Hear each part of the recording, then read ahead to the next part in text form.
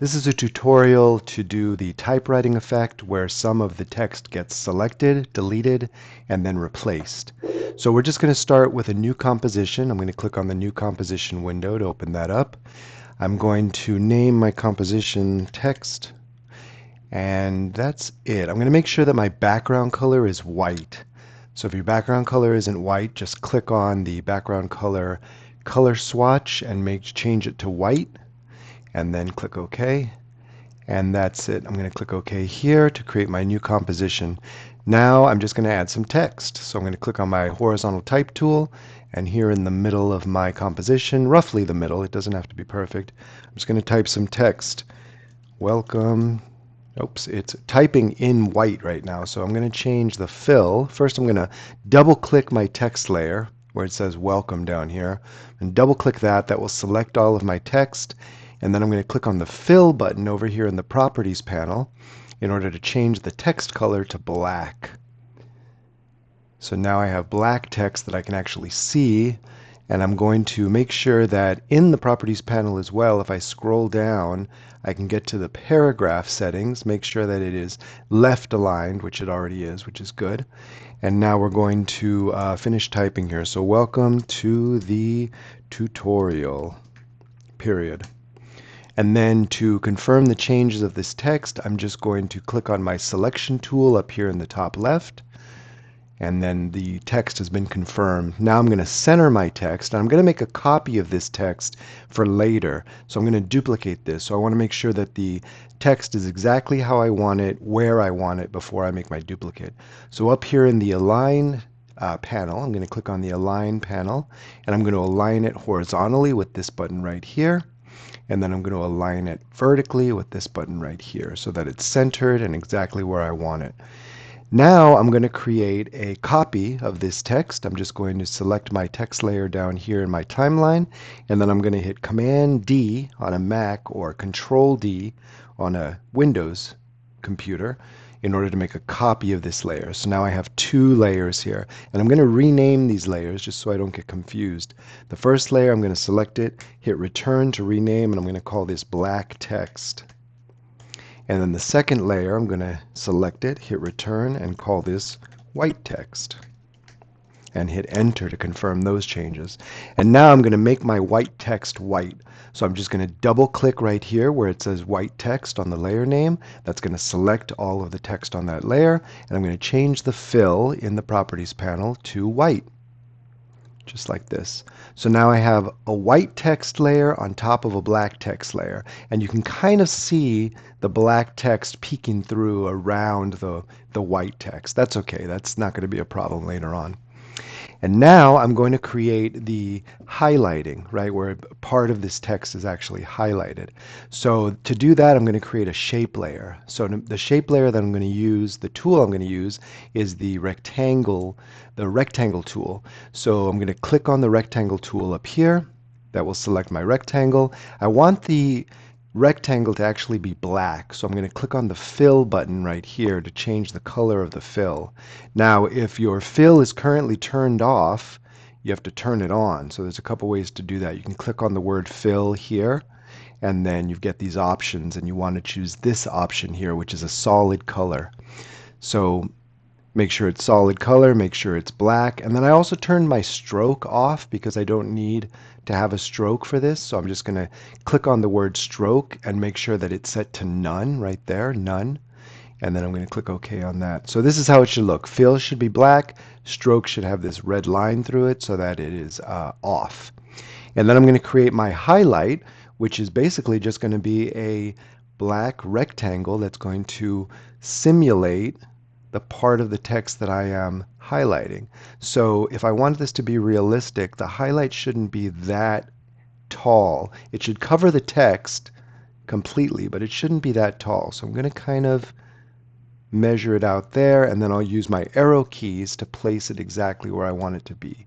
Something like that. I can adjust it later, but that's where I want the highlight to appear.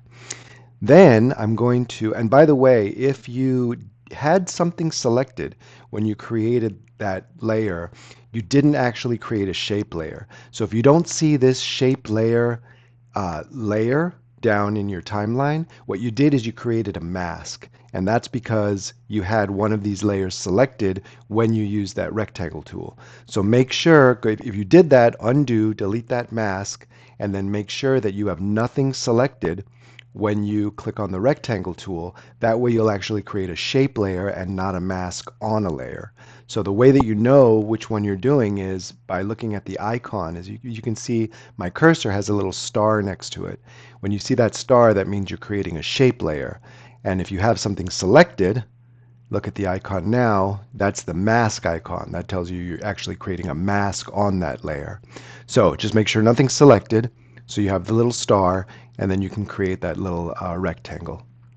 So once you have a shape layer just like this in your timeline, the next thing we're going to do is we're going to set the white text to be track matted to the shape layer, so that only when the white text is within that shape layer is it going to be visible.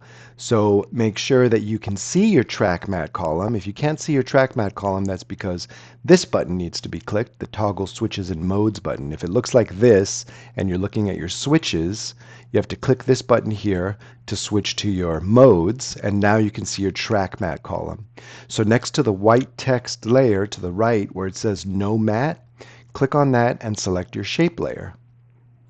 And now you can see that only the part that of the white text that's within that shape layer is actually visible, and the rest of that text is not visible. Now it looks like my shape layer is cutting off this E, but maybe that's just the font.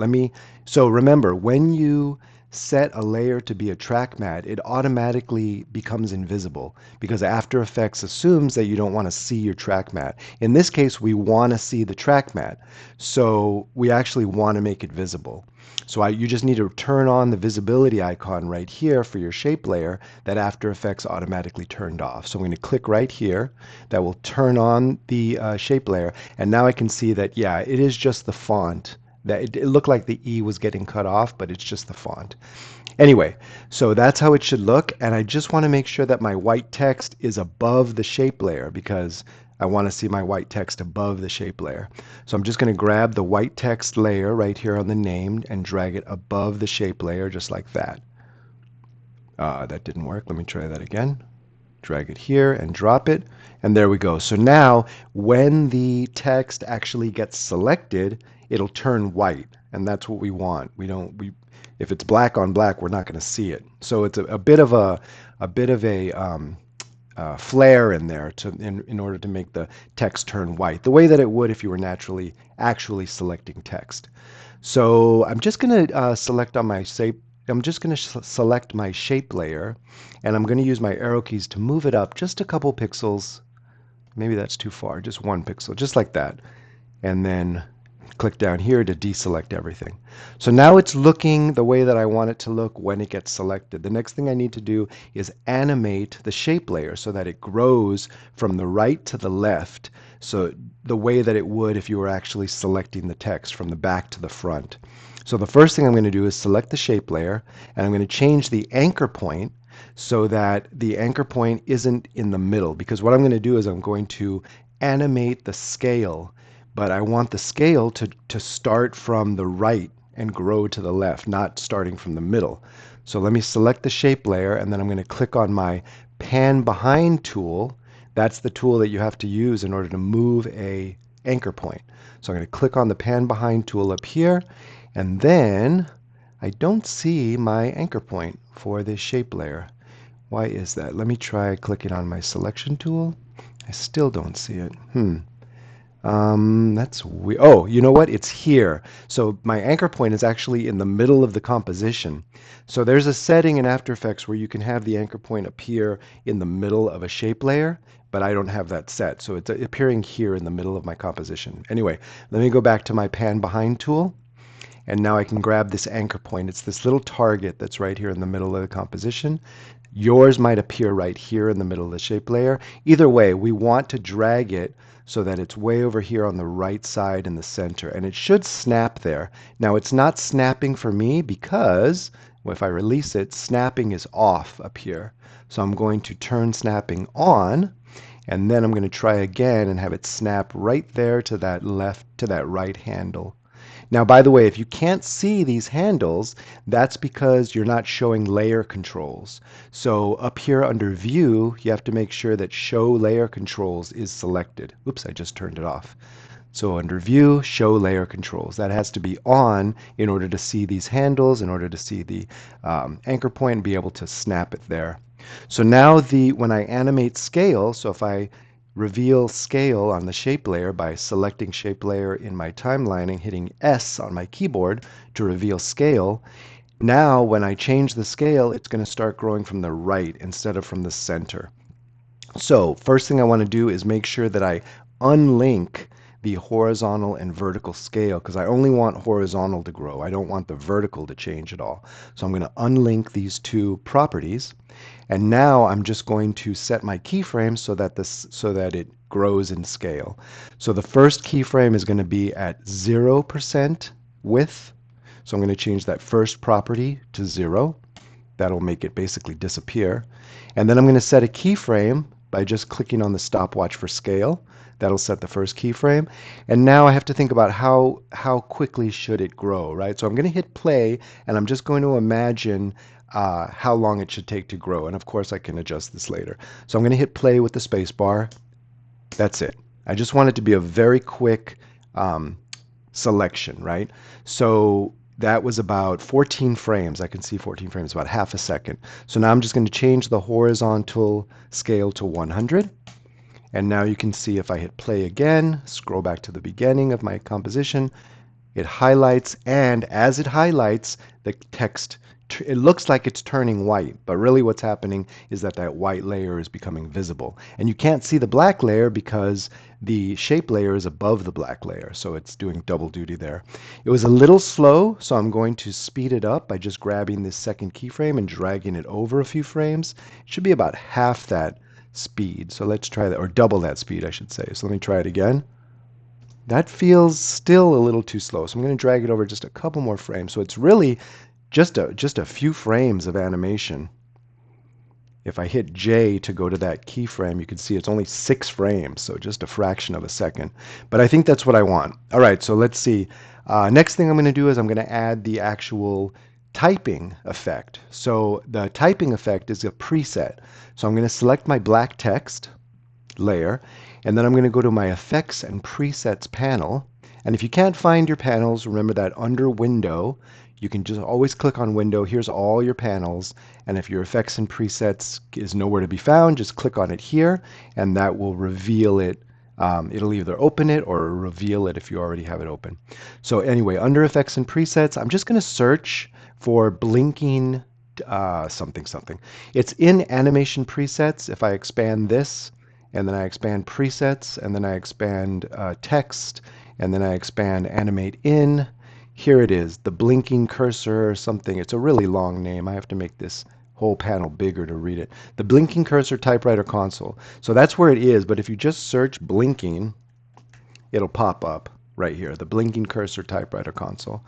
So I'm going to double click, but before I do that, I'm going to put my my current time indicator at the beginning of my timeline because it's going to add keyframes, and I want the keyframes to be added where the current time indicator is.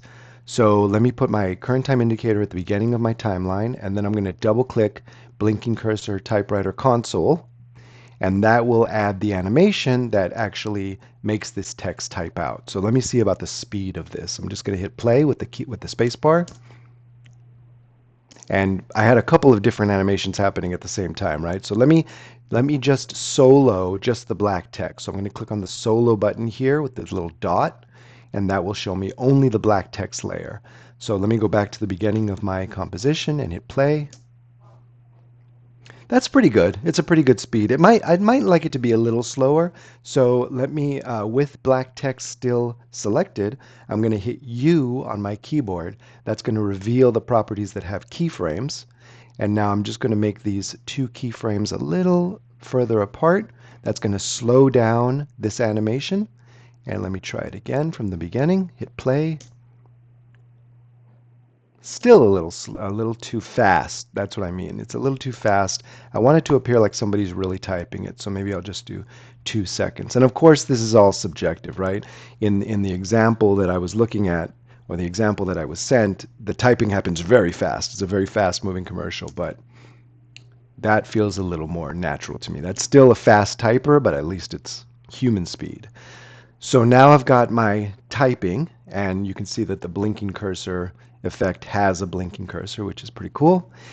And now let's see, so I've got the typing. I want it to finish typing, and then I want the shape layer to select that last word.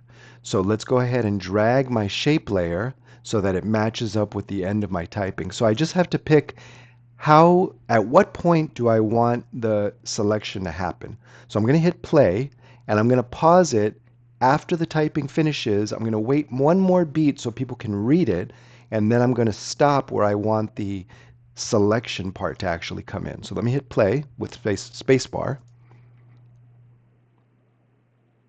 There, and that's where I want the selection to actually happen. Now, watching this back again, it is a little too slow now. So let me bring this a little bit closer, just over 1 second. Let's try it again. And I'm going to hit pause when I want the selection to happen.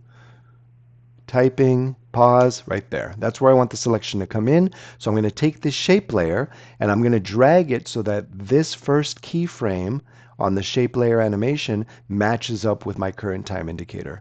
So remember, to drag a layer, I want to grab anywhere in the middle, not the edge of the layer. I don't want to grab here. Anywhere else over here. I'm just going to grab the layer and drag it so that the keyframes come with it. And then as I'm dragging, I'm going to hold down Shift so that first keyframe snaps to my current time indicator just like that. So now the text will type on between here and here. It'll stay on screen for a beat, and then the selection will happen. So let's watch that. First, I have to unsolo the black text. And now I can go back to the beginning and hit play. There's my selection. It could come in a little bit faster. So I'm actually going to put my current time indicator there, kind of in the middle. I'm going to drag this layer back just like that, so that now the selection is going to start a little bit sooner. The typing, the pause, the selection, and now the delete has to happen, right? So it got selected.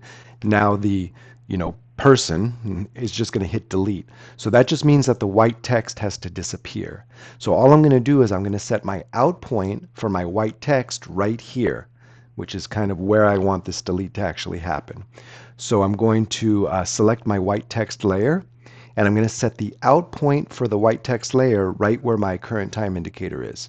And remember, the shortcut to do that is Option right bracket, or Alt right bracket if you're on a Windows computer. You can also, if you don't remember the shortcut, you can drag the layer, at the very end of the layer, you can drag the out point all the way back to the current time indicator, holding down Shift so it snaps. But the shortcut Option right bracket is obviously a lot easier. So when the delete happens, the selection should also disappear, right? So I'm also going to set my shape layers out point to be right there as well. So I'm going to select my shape layer, and then I'm just going to hit Option right bracket again, so that now the shape layer and the text will disappear. Although it looks like my shape layer, let me zoom in on this, is extended one more frame. I think because when I dragged, so I'm just going to make sure that these match up. So if you drag it, it's going to be one frame shorter than if you use the actual shortcut. So something to keep in mind. So either use the shortcut on both or drag them both. But if you do one and the other, they're going to be one frame off. So now in the very next frame, if I go to the next frame by hitting Command right arrow to go to the next frame, they'll both disappear at the same time. But I also want the tutorial word, the black text, to disappear, right? So let me go back one frame and also set the black text to disappear here as well. So I'm going to use Option right bracket to end the black text so that when I go forward, one more frame, well, everything disappears. Okay, that's not going to work. So let me think about this. What I'm going to do now is I'm going to have the new text appear right at this point. So let me go to the frame right here where everything disappears. And now what I'm going to do is I'm going to duplicate black text one more time. So with black text selected, I'm just going to hit Command D to duplicate it, and I'm going to drag it to the very top. And this is going to be black text 2. That's a fine name, but I'm going to say black text with correction. Okay, so now let me just extend the black text out point a little bit further so I can see it. And I'm going to change the word tutorial to something else. So let's click on my, well, I can just click on my type tool up here. And I'm going to change the word tutorial and the period as well. Oops, it didn't select. I want to select all this. There we go. I'm going to change it to Welcome to the Jungle instead of Welcome to the Tutorial. And so now the Welcome to the should remain and just jungle should disappear. So let's go ahead and with the black text with correction selected, I'm going to hit U. That will expand the property. Oops, I'm typing U. So I need to confirm my changes first. So let me click on my selection tool up here. That'll confirm the change that I just made. And now with the black text with correction layer selected, I can hit U to reveal the keyframes. Let me zoom out in my timeline so I can see the keyframes. And so now I need the new typing to start here, right? So I'm going to grab these two keyframes by clicking on the property with the keyframes. I'm going to click on the word slider. That will select those keyframes, and now I'm just going to drag those keyframes over. And once I start dragging, I'm going to hold down Shift so that it snaps to the playhead. Now you can't hold down Shift before you start dragging, because if I hold down Shift now and start dragging, it's just going to deselect that one single keyframe. So with reselecting those two keyframes and then clicking on one and starting to drag to the right, now I'm going to hold down Shift as I'm dragging so it snaps right to that playhead, current time indicator, and now I can release. And I'm going to extend this text even further, this text layer. Okay, so now it's going to type out the entire thing again, right? But I only want it to type the very end. So how do I do that? Well, let me expand the rest of the animation properties here. So I'm going to collapse animation and then expand it so that it expands all of the properties. And actually, that's not what I want to do. So let me actually collapse the entire layer and then expand the entire layer. And what I want to do is go to oh, you know what? It is. Yeah. I could have just left it on slider. So with this layer still selected, I'm going to hit U, and that will reveal just the slider, and that's all I want. So this is what I want to do. Rather than it going from 0 to 100, so that it types everything out, I want it to go from whatever the number is where it starts at just that last word. So with my current time indicator right over this keyframe, I'm going to make a change to that keyframe by dragging the slider property to the right so that it just starts later. So I'm actually starting the slider after the word the there. So this is where the slider should start now. Does that make sense? So it's starting at 67% and going to 100. So obviously these two keyframes shouldn't be the same distance as it took to type out the entire thing. So I'm going to grab this second keyframe and drag it a little bit closer so that now it'll just type out that last word, jungle, like that. And that's pretty much it. So here's where I'm going to pause, and I'm going to set my work area by hitting N. Set the end of the work area. That way it'll just loop this one animation. And I'm going to hit play, and let's take a look at what it looks like. Oh, interesting. So the welcome to the black text with correction needs to be invisible until I need it, which is going to happen here at this keyframe. So let me put my current time indicator right on this keyframe by hitting J, actually K, a couple of times. So K will move me from visible keyframe to visible keyframe.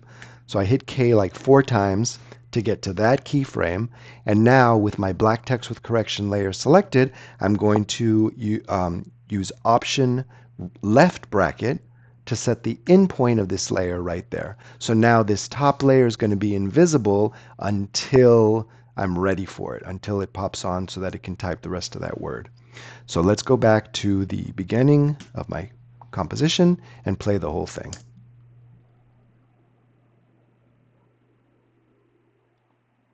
That's cool. It's just when it deletes, there should be a beat before the jungle word starts to be written.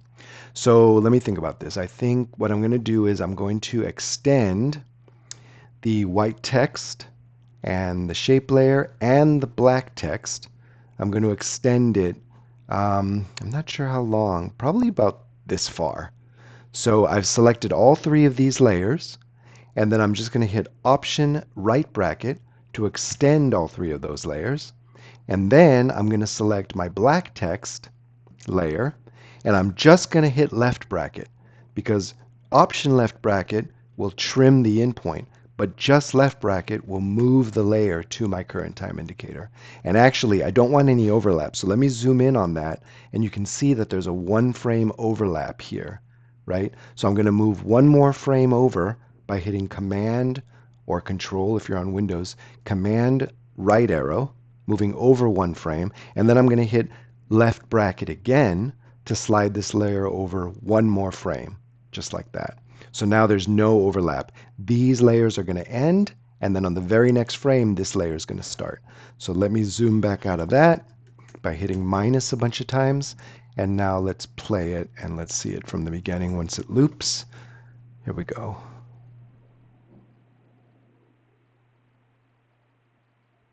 Oh, you know what? I did the wrong thing there. I want it to delete and just be white space for a second. So what did I do? Let's see.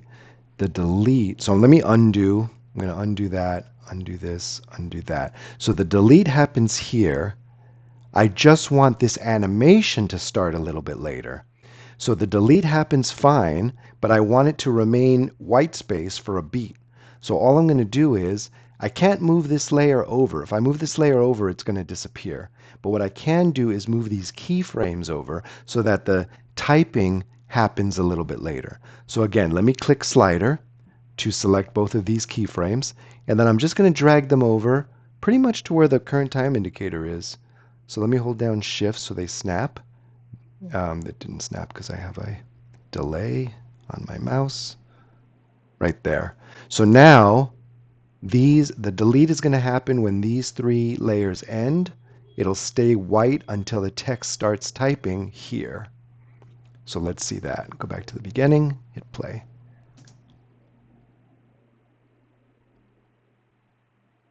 There, that's what I wanted to see. So now the text types. There's a beat, there's a selection, there's a delete, there's another delay, and then the final word gets typed correctly. And if I want to adjust the speed, I can. You know, it's going to cascade to all the other layers. Everything needs to be adjusted if I adjust the speed of something. But I'm really liking the speed of it right now. It feels very natural. Although if this was a very fast-paced commercial and I was going to do a whole bunch of these, I probably want the whole thing to be a lot faster. But that's the basic idea and the basic technique. And have fun. Just, let me know how it goes. Thank you.